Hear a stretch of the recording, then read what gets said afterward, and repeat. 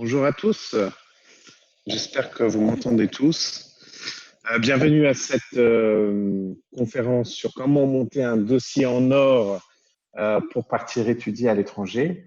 Je m'appelle Marc, je suis le fondateur d'une société qui s'appelle Study Experience, qui est une entreprise spécialisée dans le conseil auprès d'étudiants qui souhaitent partir étudier à l'étranger. J'ai avec moi ma collègue Alice qui est dans le chat en fait. Donc, si vous avez des questions pendant la conférence, n'hésitez pas à les soumettre via le chat et Alice Barbier, donc qui est dans le chat, pourra essayer d'y répondre en direct. Je vous invite par ailleurs à bien éteindre vos micros et à vos caméras si ce n'est pas déjà fait, parce que sinon ça va être difficile de bien se comprendre.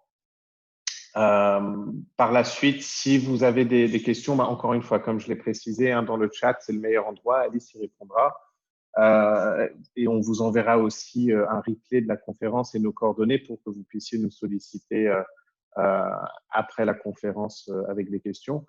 On vous rappelle par ailleurs qu'on est présent sur le salon. On a un stand Study Experience, en l'occurrence, dans le pôle, je crois que c'est Europe ou international, le pôle monde. Vous pouvez nous trouver. On est plusieurs conseillers connectés à pouvoir répondre à vos questions tout au long de ce salon virtuel.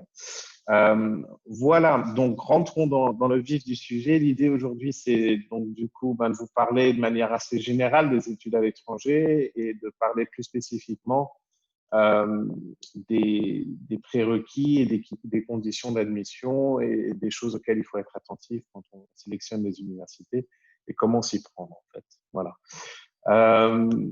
Donc, pour rentrer enfin, pour démarrer cette conférence, je pense que la première chose peut-être auquel vous devez être attentif quand vous envisagez de constituer un dossier pour étudier à l'étranger, c'est évidemment l'aspect orientation et c'est de savoir où est-ce que vous allez postuler et sur quel type de programme exactement.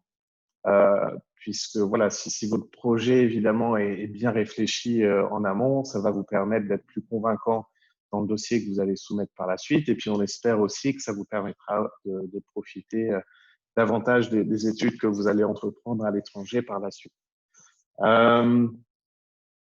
Donc différentes choses auxquelles vous devez être attentif. C'est vrai qu'en France, on a tendance à être un petit peu omnibulé par les classements, il faut bien le dire, et c'est vrai que c'est un facteur important et je vais y venir, mais il y a d'autres choses aussi qui méritent vraiment de rentrer en considération quand vous sélectionnez un programme et une université. Et donc, je vais essayer de mettre ces choses-là en lumière pour vous aujourd'hui.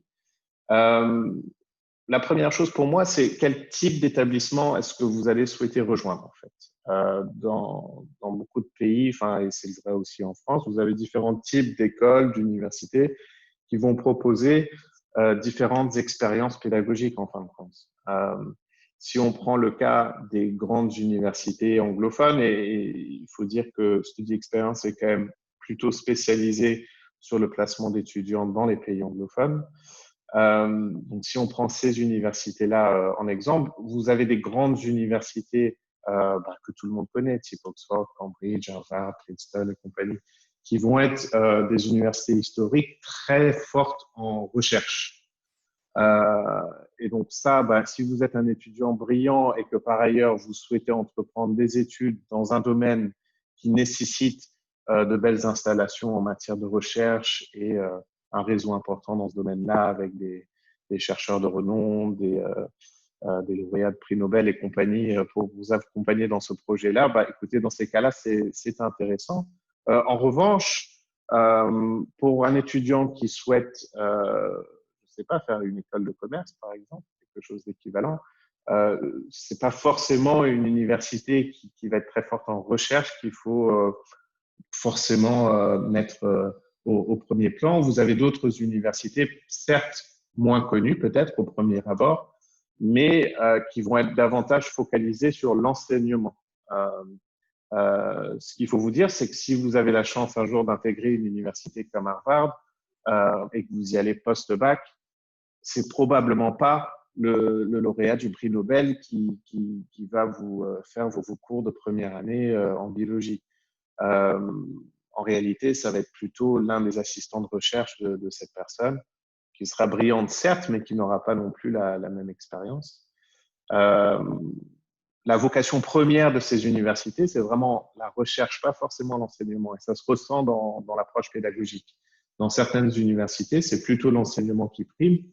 Et finalement, l'étudiant est remis au premier plan. Et là, typiquement, vous avez des petites classes et un suivi peut-être plus individualisé. Donc, je cherche pas à dire que les classements ne servent à rien, loin de là, puisque on va voir que c'est un indicateur quand même important dans la sélection des universités. C'est un outil parmi d'autres, mais il faut être conscient d'autres choses. Donc, quel type d'établissement est-ce que vous voulez rejoindre? Quelle expérience est-ce que vous voulez vivre sur le campus? Le classement, ça joue. Évidemment, il faut être réaliste. L'idée, si vous partez étudier à l'étranger, c'est de valider un diplôme que vous pouvez ensuite exporter partout dans le monde et notamment en France. Et donc, forcément, une université plus connue, reconnue, sera plus facile à mettre en avant sur votre CV et à montrer aux employeurs ou à d'autres universités en rentrant en France. Vous pouvez regarder les accréditations aussi. Quand on regarde à titre d'exemple, les écoles de commerce, vous avez des accréditations telles que EQUIS, AACSB ou AMBA qui vont distinguer les meilleures écoles de commerce. Les toutes meilleures au monde vont avoir cette triple accréditation, EQUIS, AACSB et AMBA. Donc, c'est vraiment une toute petite poignée d'écoles en France qui vont disposer de cette triple accréditation et dans le monde entier également, mais ça vous permet quand même d'avoir une certaine garantie sur la qualité de l'établissement, la reconnaissance du diplôme et la qualité de l'enseignement que vous pouvez y recevoir. Quand vous allez choisir des universités, il y a le coût des études qui rentre en jeu, évidemment. Ça bien se renseigner sur le budget que vous souhaitez consacrer à vos études. C'est bien d'être admis à Harvard, mais si vous n'êtes pas prêt à mettre le prix des frais de scolarité sur la table, ça ne sert pas à grand-chose d'y postuler en fin de compte. C'est un peu de l'énergie perdue. Donc, quoi qu'on en dise, le coût des études, ça va être un facteur important dans la réflexion autour de votre projet. L'environnement aussi dans lequel vous souhaitez vivre. Vous avez des universités, si on prend le cas du Royaume-Uni, on nous sollicite énormément pour Londres. C'est vrai que Londres, ça fait beaucoup rêver. C'est une ville qui est très sympa. Vous avez beaucoup d'universités très prestigieuses à Londres. Mais à contrario, à Londres, vous n'aurez pas forcément l'expérience d'un campus, cet environnement de campus comme on peut l'imaginer, où vous avez toutes les installations sur place, que ce soit les installations académiques, les installations en termes de logement, de sport, de culture. Vous avez certaines universités qui vont ressembler davantage à des petits villages gaulois finalement, un petit peu à l'écart des villes, où tous les étudiants se retrouvent au même endroit. C'est l'une des grandes caractéristiques, je dirais, de beaucoup d'universités anglo-saxonnes et qui souvent plaît énormément. Donc peut-être à réfléchir aussi dans quel type d'environnement est-ce que vous souhaitez évoluer pendant vos études. La taille des classes, c'est un point sur lequel j'ai touché lors du premier point que j'ai évoqué quand on a parlé du type d'établissement. Mais c'est très important aussi, hein, au-delà des classements. Et ça, c'est quelque chose que vous pouvez retrouver assez facilement sur le site des universités ou dans certains classements d'ailleurs. Ils vont indiquer leur ratio étudiants-professeurs. Et donc, voilà, évidemment, si vous êtes dans une université où pour 100 étudiants, vous avez un professeur, vous n'allez pas avoir la même expérience individualisée que chez une université qui va vous proposer un professeur pour 15 étudiants. Et je considère que c'est un point très important, surtout au niveau post-bac d'ailleurs. Hein, quand vous avez 16, 17, 18 ans, à mon avis, c'est plus important d'être dans un environnement où vous êtes bien encadré et bien suivi, plutôt qu'à tout prix dans une université très bien classée, certes, mais où le suivi des étudiants n'est peut-être pas autant mis en valeur. Voilà. À ce titre, donc, au niveau de cette orientation qu'il faut faire en amont avant de postuler aux universités, chez Study Experience, ça fait évidemment partie des services qu'on propose aux étudiants. On passe beaucoup de temps avec vous à bien comprendre votre profil, votre parcours et vos objectifs euh, pour pouvoir vous orienter en fonction et vous aider du coup à postuler aux bons endroits, les universités qui vous correspondent le mieux. Euh, Avant de préparer un dossier, il faut aussi comprendre, écoutez, quel type de diplôme est-ce que vous allez faire, à quel niveau vous allez postuler. Euh, Vous avez, on va dire, généralement 3 points d'entrée dans ces pays. Alors, je mets en avant à nouveau les pays anglo-saxons. Ça ne veut pas dire que vous ne pourriez pas postuler dans d'autres universités, dans d'autres pays. Et on accompagne d'ailleurs aussi les étudiants dans ces projets-là. Mais bon, ce serait un sujet trop vaste que d'aborder tous les pays du monde. Les pays que je vous ai listés là dans cette présentation sont peut-être les plus demandés aujourd'hui, en tout cas à notre niveau. Donc, vous avez en principe, on va dire, 3 points d'entrée. Vous pouvez partir étudier post-bac. Euh, Vous pouvez partir étudier après un bac plus 3, donc au niveau de la licence. Donc, après la licence, vous pouvez partir au niveau master plutôt. Euh, et puis, un autre point d'entrée, c'est éventuellement après un bac plus 2 dans certains pays, il est possible de partir faire une troisième année après avoir déjà validé un bac plus 2 en France. Donc, je ne sais pas parmi vous qui écoutez cette présentation, dans quelle situation vous êtes, si vous connaissez dans l'un de ces schémas-là.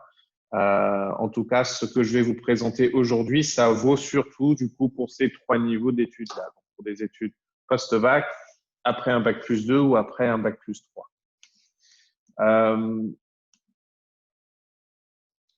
Avant de commencer toute chose aussi, la première étape, c'est de réfléchir un petit peu aux différentes pièces que vous allez devoir assembler, aux différentes étapes qu'il va falloir franchir.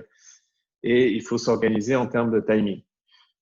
Donc, le schéma que vous avez devant vous, on va dire que c'est le schéma bisounours, j'appelle ça. Dans le monde, dans un monde idéal, voilà comment il faudrait s'y prendre. Alors, j'ai tout à fait conscience qu'en réalité, euh, c'est rare finalement que des étudiants se tiennent réellement à ce planning-là, mais et c'est tout à fait possible de vous organiser un petit peu plus last minute, on va dire.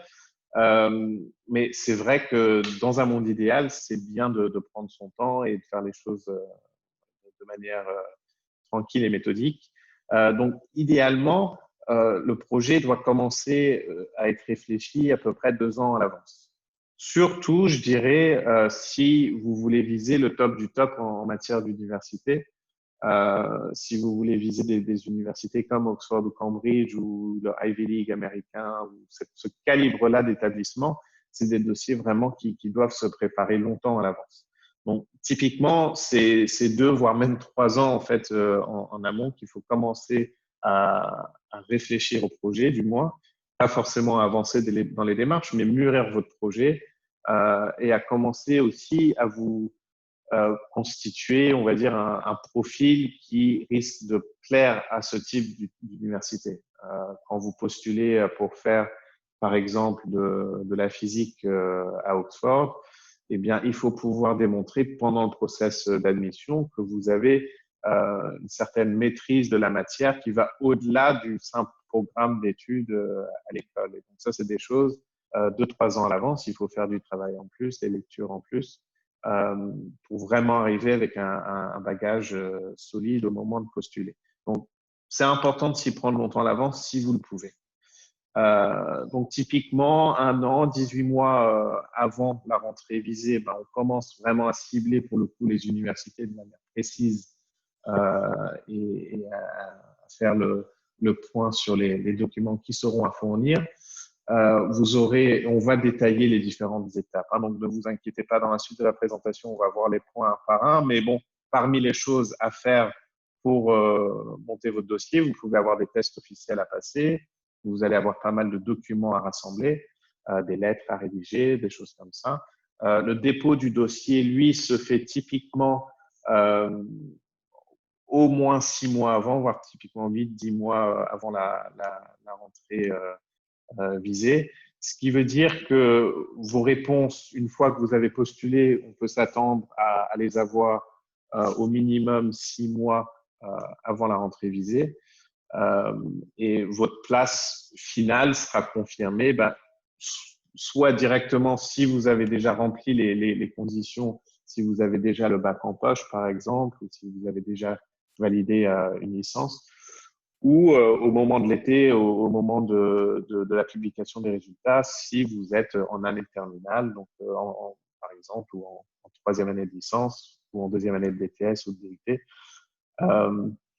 C'est à ce moment-là, donc voilà, au moment des résultats, que votre place pourrait être confirmée définitivement si vous êtes préadmis dans l'une des universités visées.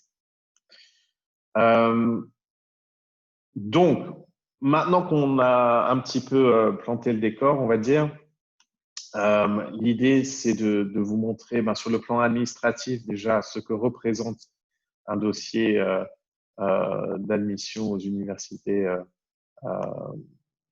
étrangères.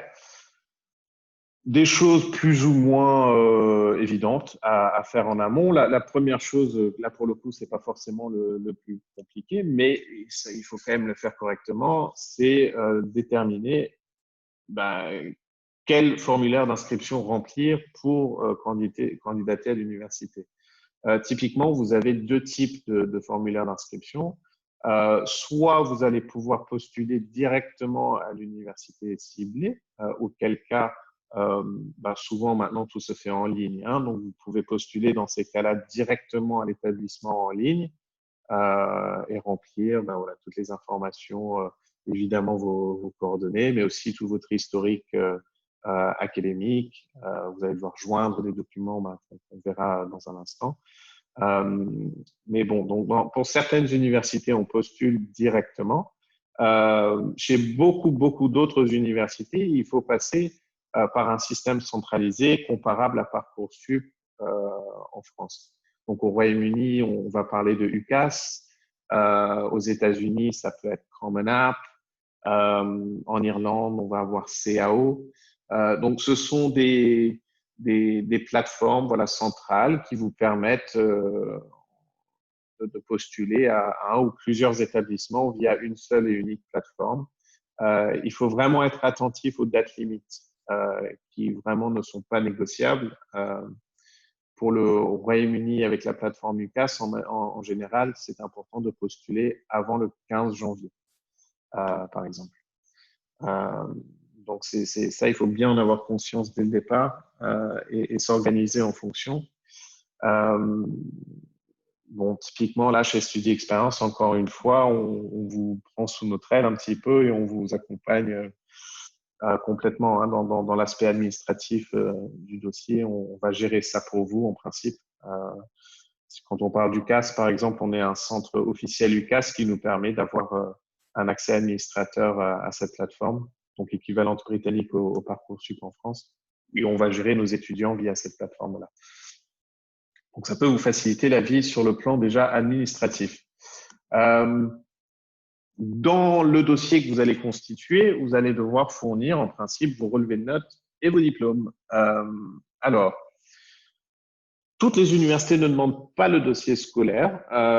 Si vous postulez en Amérique du Nord ou sur des universités comme la Bocconi en Italie ou en Espagne avec l'IE à Madrid ou les SAD, typiquement, ce sont des universités ou des écoles qui vont exiger le dossier scolaire. Donc, on va demander de voir, donc si vous êtes en terminale, vous allez devoir fournir vos relevés de notes des 3 dernières années en principe.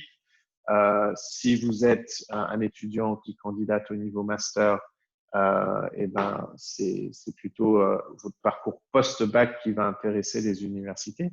Donc, le bac et tout ce qui s'ensuit. D'autres universités, et c'est le cas notamment au Royaume-Uni, post-bac au Royaume-Uni, ne demandent pas à voir le dossier scolaire.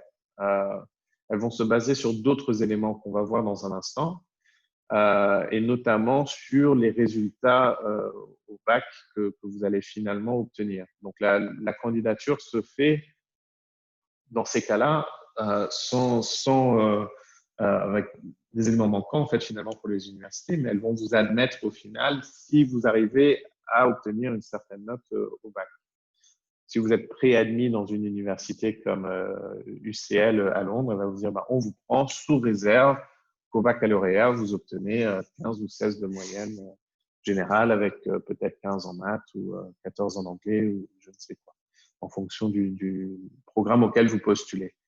Alors, quand vous fournissez vos relevés et vos diplômes, par contre, il faut les traduire ou les faire traduire dans la langue de l'université ciblée.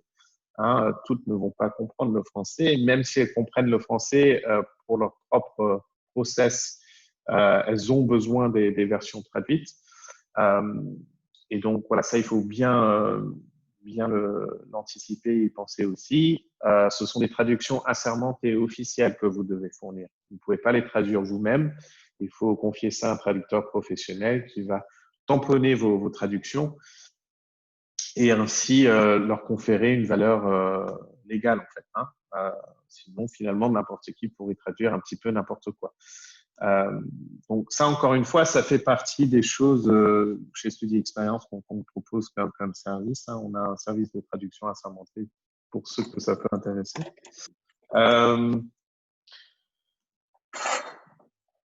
Voilà pour les relevés. Ce qu'on va également vous demander presque systématiquement, c'est des tests d'admission. Alors, en particulier, les tests d'anglais. Ça va être le plus courant, surtout quand vous candidatez aux universités anglophones ou sur des programmes en anglais. J'ai cité l'exemple tout à l'heure de la Bocconi en Italie ou de l'ESAD à Barcelone. Ce sont des universités en Italie et en Espagne, mais qui dispensent des programmes en anglais et qui, du coup, vont vous demander un test d'anglais pour entrer dans leur formation. Alors, les tests d'anglais les plus courants, je vous les ai listés. Donc, vous avez l'IELTS, le TOEFL, le Duolingo, qui est de plus en plus courant. Surtout, c'est un Duolingo, c'est une version, c'est un test que vous pouvez faire en ligne chez vous et qui, en cette période notamment de crise sanitaire, a été énormément utilisé par les universités. Donc, c'est une solution assez pratique que vous pouvez envisager. Le CAE, c'est le Cambridge Advanced. Vous avez aussi le Cambridge Proficiency. Donc, ça, c'est des tests que vous pouvez passer autant de fois que vous voulez. Je vous conseille en principe d'essayer de le passer une première fois assez tôt, finalement, dans le process. En principe, à quelques exceptions, mais rares exceptions, mais en principe, ce test d'anglais-là, vous avez jusqu'à la rentrée visée pour fournir le résultat. Ce qui veut dire que voilà, vous n'êtes pas obligé de le passer tout de suite en urgence avant de postuler aux universités au mois de décembre, janvier. C'est quelque chose que vous pouvez tout à fait vous permettre de passer au printemps ou l'été prochain. Alors, je dirais que pour 95% des universités, c'est le seul test qu'on pourra vous exiger. D'accord? Il existe des exceptions. Aux États-Unis, on peut, dans beaucoup d'universités, vous demander de passer le SAT ou le ACT. Ce sont des tests de compétences. Ça veut dire, c'est un peu comparable, je dirais, au concours en France, en fait, au concours post-bac plutôt. Donc, ça, on va vous tester sur votre raisonnement logique, sur vos compétences mathématiques, sur votre compréhension, la qualité de votre expression. Donc, bon, si vous devez passer ça, c'est bien de le savoir tôt. Là, pour le coup, c'est des choses qui se préparent quand même assez longtemps en avance. D'où l'intérêt, comme vous disiez tout à l'heure, de commencer à penser à ces dossiers-là très tôt, 1 an, 2 ans, voire plus à l'avance. Donc, ces tests-là, le SAT, le ACT, donc aux États-Unis, ça ne concerne que les étudiants au niveau post-bac, qui veulent faire un programme de type licence, bachelor, aux États-Unis. Il peut y avoir aussi des tests de compétences spécifiques. C'est assez courant au Royaume-Uni sur certains programmes comme le droit, comme la médecine, sur des programmes de mathématiques ou d'histoire. il existe des tests bien spécifiques. Le LSAT, par exemple, c'est un test spécifique au droit dans lequel on ne va pas vous demander d'avoir des compétences particulières en droit, mais par contre, on veut tester un petit peu la qualité de votre expression et votre capacité à comprendre des textes assez compliqués. Euh, donc, ça, on pourra vous le demander chez certaines, pas toutes, mais chez certaines universités comme King's College, par exemple, ou comme UCL, qui en droit propose des doubles diplômes très demandés entre la France et l'Angleterre. Là, typiquement, il faut prévoir de passer ce test-là. Le UK-CAT ou le BMAT, ce sont des tests qu'on exige pour les études médicales au Royaume-Uni. HAT, c'est le History Admissions Test. MAT, c'est pour les maths.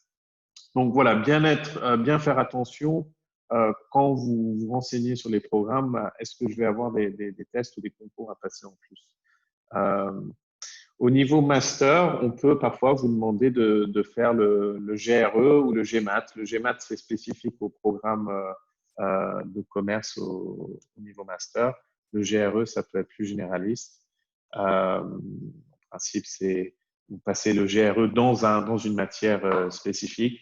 Mais bon, voilà, attention aux dates. Tous ces tests peuvent être passés en France. Hein, ou alors en ligne, en fait, en fin de compte. En ce moment, avec le Covid, les universités se sont quand même organisées à ce niveau-là. Donc, très souvent, ce sont des choses que vous pouvez aussi passer en ligne, parfois dans des conditions un petit peu bizarres. Vous devez vous filmer, par exemple, pendant que vous passez le test pour vérifier qu'il n'y a pas de tricherie. Mais bon, en tout cas, c'est toujours faisable. Une autre pièce importante dans le dossier, ça va être là où les lettres de recommandation. Alors, selon l'université, on pourra vous en demander une ou plusieurs. Il faut généralement demander une lettre académique, c'est-à-dire qu'elle doit être rédigée par un professeur qui vous connaît bien, tant qu'à faire. Le prestige, on va dire, du professeur importe peu. Le fait de demander au directeur d'établissement, ça n'apporte pas une valeur ajoutée particulière. Le plus important, c'est de demander un professeur qui vous connaît bien, qui vous aime bien tant qu'à faire, qui a envie de vous accompagner dans ce projet-là et qui sera prêt à faire un effort parce que ce sont des lettres qui doivent être quand même assez détaillées et assez longues. Ils doivent, dans ces lettres, parler de votre historique académique, on va dire, donc de vos performances sur les dernières années, sur votre potentiel, sur votre capacité à faire des études à l'étranger, sur votre capacité à faire des études dans le domaine que vous envisagez. Dans certains cas, et c'est le cas en tout cas au Royaume-Uni, on demandera aux professeurs dans cette lettre de recommandation d'indiquer des notes prévisionnelles pour le bac. Si vous vous souvenez, je vous ai précisé tout à l'heure qu'au Royaume-Uni, au niveau post-bac, les relevés scolaires n'étaient pas demandés. En revanche, ils vont se baser beaucoup sur les notes prévisionnelles qu'indiquera le référent dans sa lettre de recommandation, c'est-à-dire que votre référent devra dire si tout se passe bien, mon étudiant devrait obtenir une moyenne générale de temps au baccalauréat avec temps en maths, temps en sport, temps en physique, temps en biologie. Idéalement, lister toutes les matières qui seront passées au bac. Et c'est grâce à cette donnée-là que les universités aussi peuvent se positionner sur la qualité d'un dossier. C'est important de demander une lettre vraiment positive. C'est souvent un problème en France. Les professeurs ont parfois du mal à faire des compliments. Il faut pas hésiter là à être vraiment positif dans la lettre, à exagérer certains traits et ne pas être trop dans la réserve. Il faut quand même rester humble un minimum et avoir et réaliste aussi et exact. Ça sert à rien de mentir dans la lettre de recommandation. Mais bon, si on peut quand même être plutôt positif. Et quand on parle de notes prévisionnelles, plutôt prévoir la meilleure note, on va dire, que pourrait obtenir l'étudiant, plutôt que dire il devrait au moins obtenir 10 sur 20. C'est forcément beaucoup moins glamour de formuler les choses comme ça. Donc, sur les lettres de recommandation, encore une fois, ça fait partie de la prestation globale qu'on fournit aux étudiants, c'est-à-dire qu'on fournit un guide à l'intention des professeurs pour les aider à faire quelque chose de bien. Et puis, on se tient aussi à leur disposition pour répondre à toutes leurs questions et les aider à vraiment perfectionner leur lettre de recommandation s'ils le souhaitent. Voilà. L'autre pièce importante du dossier, et là pour le coup c'est vraiment, je dirais, la pièce maîtresse en fait du dossier, c'est la lettre de motivation. Et ça c'est quelque chose qu'il faut vraiment y accorder le temps que mérite cette lettre. C'est pas quelque chose qu'on fait en une fois en 30 minutes. On peut parfois d'ailleurs vous demander plusieurs lettres. C'est souvent le cas aux États-Unis. Selon les universités, on peut soit vous demander une lettre générale ou vous demander de répondre à des questions bien spécifiques. C'est des choses toujours qui doivent vraiment être bien préparées. Il faut prendre le temps de vous relire. Des fautes là-dessus, c'est inadmissible, surtout quand on vise le top du top. Et votre dossier peut être éliminé en un clin d'œil si vous laissez traîner des fautes, par exemple, ou des erreurs. C'est une lettre dans laquelle vous abordez évidemment votre projet. Alors, c'est une lettre académique avant tout. Hein.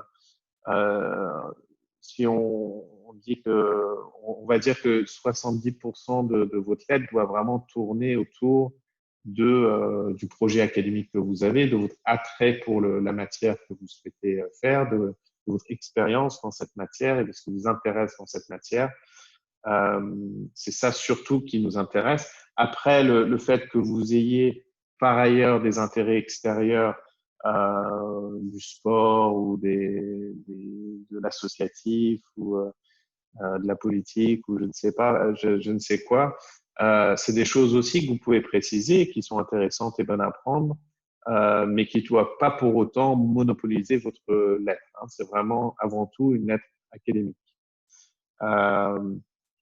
Je vais vous donner d'ailleurs dans le prochain slide peut-être quelques tuyaux qui pourront vous aider à démarrer une lettre de motivation réussie. Ce sont des tuyaux que je vous donne, je dirais, par expérience au vu de ce que nous, on a l'habitude de voir chez nos propres étudiants, en fin de compte. Et je pense que si vous arrivez déjà à appliquer ces quelques conseils, ça vous permettra quand même d'avoir quelque chose d'assez solide, en fin de compte. Je pense que c'est important de rédiger dès le départ en anglais, du moins si là, je considère qu'on postule sur des programmes anglophones, évidemment. Si vous postulez sur d'autres programmes, la question ne se pose pas. Mais voilà, rédiger dès le départ en anglais pour tout un tas de raisons en fait. Hein. Et notamment pour moi la plus importante, c'est que quand vous rédigez en anglais, alors certes ça peut peut-être être plus compliqué quand c'est pas la langue maternelle, mais c'est une autre partie de votre cerveau qui est utilisée. Et vous allez écrire à l'anglaise. Si vous rédigez en français et qu'ensuite vous traduisez votre lettre, déjà, ça vous donnera des formules maladroites. Et puis, finalement, un Français ne réfléchit pas tout à fait comme un Anglais. Quand vous parlez en français, vous vous exprimez pas tout à fait de la même manière qu'un Anglais. Voilà. Donc, c'est le fait de rédiger dès le départ dans la langue du programme visé, ça donnera une toute autre nuance à votre lettre qui est importante. De ce qu'on peut voir nous, voilà, les étudiants qui rédigent d'abord en français et qui la traduisent, ça donne des résultats généralement assez peu convaincants. Donc là-dessus, vraiment, c'est important de faire l'effort dès le départ, de rédiger en anglais si vous pouvez. C'est un bon test d'ailleurs, hein, parce que je veux dire, la lettre de motivation, c'est si vous envisagez sérieusement d'aller étudier dans un pays anglophone et d'intégrer les toutes meilleures universités, si vous n'êtes pas capable de rédiger une lettre de motivation en anglais, c'est pas un bon présage pour la suite. C'est peut-être un peu direct de dire les choses comme ça, mais je pense quand même qu'il y a une certaine vérité là-dedans. Donc, faites l'effort, c'est un bon exercice et ça peut que vous aider par la suite. Ça vous permet aussi, au-delà du fait, évidemment, de participer au dossier que vous constituez, c'est un bon exercice pour vous aider à réfléchir sur votre propre motivation et sur des raisons qui vous poussent à faire ce choix de partir étudier à l'étranger. Euh, Préparez toujours un plan avant de vous lancer. Là, pour le coup, je pense que les Français ont plus l'habitude de faire des plans, donc ça ne devrait pas trop vous poser de problème. Mais faites cet effort-là. Écrivez pas comme ça à l'arrache. Je pense que c'est mieux de bien planifier ce que vous allez vouloir dire, en sachant qu'il vaut mieux en dire moins et bien développer les choses que vous dites plutôt que d'essayer de tout dire dans une lettre. Et en faisant un plan, ça va vous permettre vraiment d'essayer de cerner les idées, les points les plus importants et de pouvoir justifier ces points-là avec des arguments convaincants. Utilisez toujours un langage soutenu en évitant les contractions style don't plutôt que do not. Voilà, évitez un langage soutenu, évitez l'humour aussi. On ne sait pas trop comment le lecteur derrière peut interpréter ce que vous dites. Éviter l'humour et un langage familier, en fait, tout simplement. Voilà, soyez le plus soutenu possible. Faites quelque chose de spontané ou d'original, du moins, en fait, en évitant de trop vous inspirer de ce que vous pouvez trouver sur Internet. Les exemples ne manquent pas. Vous avez plein d'exemples, évidemment, sur Internet que vous pouvez les regarder en un coup d'œil. Le danger en faisant ça, c'est que ça vous bride en fin de compte, c'est que voilà, vous cherchez trop à reproduire le travail de quelqu'un d'autre. Attention d'ailleurs si vous faites ça, parce que je sais que on a des étudiants par le passé qui se sont fait surprendre en reprenant des phrases même anodines, des formules qui avaient déjà été écrites par des étudiants par le passé. Les universités ont des systèmes pour détecter le plagiat. Donc, si elles retrouvent une phrase identique dans une lettre, ça peut être pas bon. Et s'il y a trop de ressemblance entre votre lettre et celle d'un autre, ça peut pour le coup être éliminatoire pour votre dossier. Donc, ce serait dommage. Donc, essayez de faire quelque chose vraiment qui vous ressemble, un travail original. L'originalité est récompensée euh, en principe dans ces pays anglo-saxons, dans la limite du raisonnable. Mais voilà, une lettre authentique, originale, c'est facile à dire, c'est plus difficile à mettre en œuvre, mais c'est un effort qui vaut la peine d'être fait. Faites simple, évitez les phrases longues. Ça, c'est un souci assez récurrent chez les étudiants français. On a tendance à faire des phrases assez longues. Les Anglais sont beaucoup plus directs dans leur expression. Donc, plutôt des phrases courtes, straight to the point. Vous dites, voilà, vous faites vous dites par exemple, je suis intéressé par la physique-chimie, point, parce que blablabla, blablabla, point, parce que blablabla. Ça va vous donner quelques arguments qui s'en suivent. Faites court, faites simple. On veut pouvoir comprendre votre motivation en un clin d'œil. Il faut faciliter aussi le travail des universités parce qu'elles brassent des milliers de lettres. Donc, c'est vrai que c'est fatigant au bout d'un moment si elles doivent faire de grands efforts pour bien comprendre tout ce que vous dites. Si vous leur facilitez le travail en étant très clair dans votre expression, ça vous donnera beaucoup de points. Voilà. Et puis surtout, n'oubliez pas de développer tout ce que vous dites. Si à la fin d'une phrase, on peut dire pourquoi ou comment et quoi encore, c'est que probablement votre argument il n'est pas tout à fait bouclé. Donc n'hésitez pas à aller au fond des choses. Encore une fois, je pense que c'est mieux de dire peu de choses dans une lettre, mais de développer ce que vous dites plutôt que d'essayer de raconter votre vie au complet. Donc, sur ce travail de lettre de motivation, encore une fois, ça fait partie de l'accompagnement qu'on vous propose chez Studio Experience.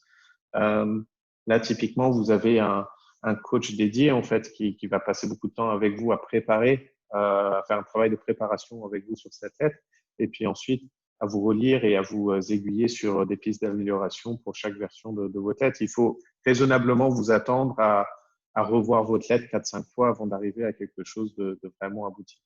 Donc, passer beaucoup de temps là-dessus, c'est très important. Euh, donc voilà, on arrive à peu près à la fin de cette présentation. Pour résumer rapidement donc le processus de candidature dans ces universités-là, ce qu'on va vous demander de fournir en principe, ce sont des relevés de notes depuis le brevet si vous êtes au lycée, depuis le bac si vous êtes à l'université. On va vous demander une lettre de motivation qu'on appelle souvent le personal statement ou le essay plutôt aux États-Unis. C'est une pièce très importante, donc passez du temps là-dessus. On va vous demander une ou plusieurs lettres de recommandation par des professeurs en principe. Alors, si vous êtes dans une situation où vous travaillez déjà depuis quelques années et vous avez une expérience professionnelle conséquente, évidemment, dans ces cas-là, une lettre de recommandation professionnelle sera considérée aussi. Hein. Si ça fait longtemps que vous n'étiez pas inscrit à la fac ou à l'école, voilà, ce sera plus compliqué de demander une lettre académique. Mais si vous pouvez avoir une lettre académique, c'est quand même à privilégier. Un test de langue, donc en principe, c'est l'ULTS ou le TOEFL, les tests les plus récurrents. Je rappelle que ces tests-là, vous pouvez aussi les passer après avoir candidaté aux universités. Hein. Vous pouvez les passer au printemps ou l'été pour la plupart des universités. Du moins, faites quand même attention, il y a des exceptions. Donc, regardez bien les dates limites quand vous vous intéressez au programme ciblé. Et attention aussi aux éventuels autres tests qu'on pourrait vous demander. Alors, bon, ça concerne vraiment une minorité hein, de programmes. Je pense qu'il y a peu de personnes qui seront concernées par ces tests supplémentaires. Mais bon, ça fait pas de mal de vérifier quand même sur la page du programme si un test supplémentaire vous est demandé ou pas. Voilà tout. Bah, écoutez, sur cette dernière slide, je vous laisse nos coordonnées. Hein, si vous souhaitez nous contacter, c'est avec plaisir. Je pense qu'Alice a pu répondre aux questions sur le chat en parallèle et continue à le faire. Donc, si vous avez d'autres questions, n'hésitez pas à les soumettre. Si vous vouliez parler de manière plus précise d'un dossier ou d'un projet personnel que vous avez, je vous rappelle qu'on est sur le salon hein, dans l'instant de Study Experience. Vous pouvez aussi nous contacter directement via le site internet à votre confiance. Voilà, donc merci beaucoup à tous.